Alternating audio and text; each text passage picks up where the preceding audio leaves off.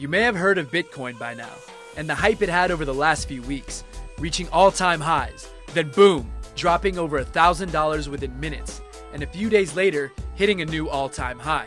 7 years ago, 10,000 Bitcoins were used to buy 2 pizzas. Now, one is worth over $10,000. But what is Bitcoin really? Basically, it's a new form of currency known as cryptocurrency, or crypto for short.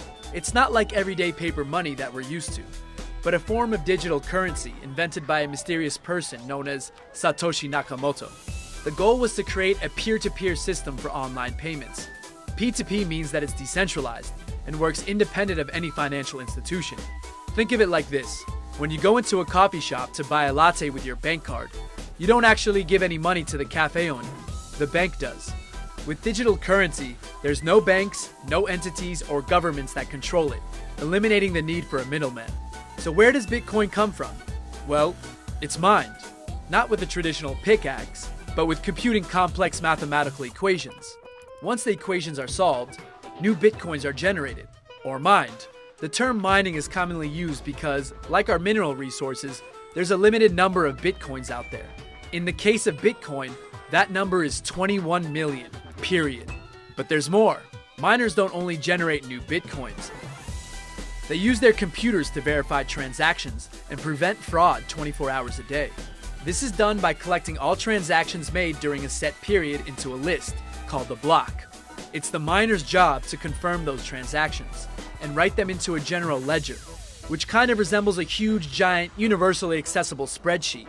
So, instead of one person controlling everything, there are thousands of computers around the world connected to a network which all come to an agreement on which transactions are valid. But how does it do all this? By using something called blockchain. If Bitcoin is email, then blockchain is the internet. It's a whole ecosystem that we'll cover in another video. Another thing to mention, mining Bitcoin is costly. There's the high cost of electricity and the hardware components wearing out. An individual mining Bitcoin would find it really difficult to make any money that way. That's why there are Bitcoin farms around the world, mining, processing, and verifying transactions. People can invest in them and get a small percentage of the returns. Alternatively, Bitcoin can be traded on many exchanges. An exchange is a marketplace where you may buy or sell your crypto in exchange for regular currencies. There are many exchanges that any person can use. Coinbase, Bittrex, and Kraken are some of the most popular. Do you think Bitcoin is going to revolutionize how we use and think about money?